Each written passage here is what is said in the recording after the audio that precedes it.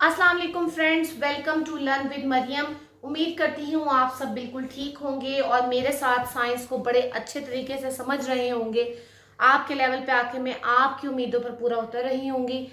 अगर आप मेरे चैनल पर पहली बार आए हैं तो प्लीज मेरे चैनल को सब्सक्राइब कीजिए, बेल आइकन का बटन जरूर प्रेस कीजिएगा और वीडियो को एंड तक क्लास में देखिएगा। अगर आप मेरे चैनल पर ऑलरेडी सब्सक्राइबर हैं तो प्लीज मेरी वीडियो को लाइक एंड शेयर करें ताकि और भी लोगों का फायदा हो सके।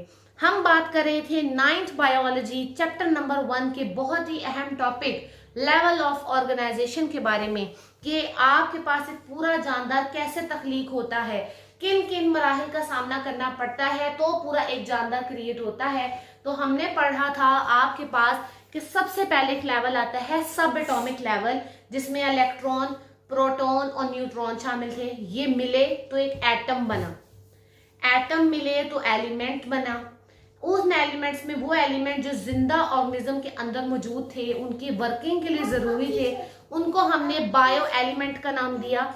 और वो एलिमेंट्स जो थे वो अलहदा नहीं रह सकते थे, आपस में जुड़े बाय आयनिक बॉन्ड और बाय कोवलेंट बॉन्ड, और मिलकर उन्होंने खास किस्म के मॉलिक्यूल बनाए, that is called bio molecules.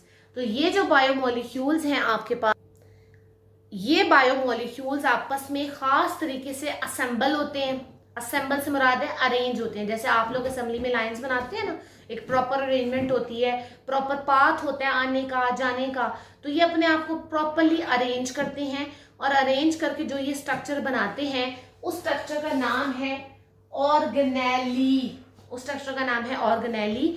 Organelle असल में सेल का सब सेलुलर स्ट्रक्चर है। जैसे इलेक्ट्रॉन, प्रोटॉन और न्यूट्रॉन एटम के अंदर पाए जाते थे तो वो एटम का सब एटॉमिक स्ट्रक्चर थे, उसी तरह से ये ऑर्गेनेलीज सेल के अंदर पाई जाती हैं, इसलिए इन्हें सेल का सब सेलुलर स्ट्रक्चर कहा जाता है। और हर ऑर्गेनेली जो है सेल के अंदर रहते हुए अपना अपना काम अंजाम देती है। अगर मैं यूं कहूं कि फलां इस सेल का काम है देखने में मदद देना, तो उसके अंदर वाली ऑर्गेनेलीज का काम है कि अपना अपना काम करना। वो अपना अपना काम करेंगी तो ऑटोमेटिकली जो काम हम उससे निकलवाना चाहते हैं वो काम जो है वो पूरा हो जाएगा। तो उसको एक चीज का नाम दिया जाता है, उसको कहते हैं डिवीजन ऑफ लेबर। कि मजदूर जो है उनमें काम की जो है तकसीम हो जाती है। हर ऑर्गेनेली अपना अपना काम करती है। हमारे सेल्स के अंदर तो बहुत सारी ऑर्गेनेली हैं।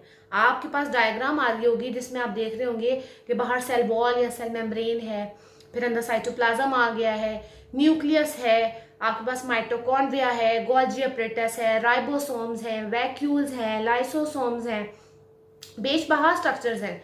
लेकिन आपके पास हर ऑर्गेनेली अपना काम कर रही है। अगर मैं कहूँ सेल प्रोटीन बना रहा है तो राइबोसोम वो ऑर्गेनेली है जिसके अंदर मौजूद है, राइबोसोम ने ये काम किया। अगर मैं कहूँ कि ये सेल एनर्जी प्रोवाइड कर रहा है तो सेल के अंदर जो ऑर्गेनेली माइटोकॉन्ड्रिया है वो मेन पावर हाउस है, वो इसमें मदद दे रही है। आपके पास ऐसे बहुत सारे एंजाइम्स हैं, ऐसे बहुत सारे रिएक्शंस हैं जो कि फोटोसिंथेसिस में, रेस्पिरेशन में आपके पास इस्तेमाल होते हैं। वो भी तमाम के तमाम पाए जाते हैं इसके अंदर, माइटोकॉन्ड्रिया के अंदर। क्योंकि फोटोसिंथेसिस में पौधे ने अपनी खुराक तैयार करनी है सूरज की रोशनी की मौजूदगी में, तो बहुत सारे रिएक्शंस ऐसे हैं जिनमें एनर्जी चाहिए होगी। तो सेल का मेन पावर हाउस तो माइटोकॉन्ड्रिया ही है, वही तमाम एनर्जीज प्रोवाइड कर रहा है। रेस्पिरेशन में भी आपके पास जो हम खाना खा रहे हैं उन बॉन्ड को तोड़ना है तो सारा ये काम करना है, उसके लिए भी एनर्जी जो है वो माइटोकॉन्ड्रिया से ही आएगी। और अगर किसी प्रोसेस में एनर्जी बनेगी तो वो भी माइटोकॉन्ड्रिया में ही स्टोर होगी और बवक्त जरूरत जहां पे चाहिए होगी वहां पे वो एनर्जी वहां से वहां भेज दी जाएगी। तो ये आपके पास ऑर्गेनेलीज हैं जिसको हमने पढ़ा कि सब सेलुलर स्ट्रक्चर्स अपना अपना काम करेंगी और एट दी एंड ये काम कहलाएगा आपके पास सेल का। तो सेल आपके पास एक बहुत ही छोटा सा स्ट्रक्चर है।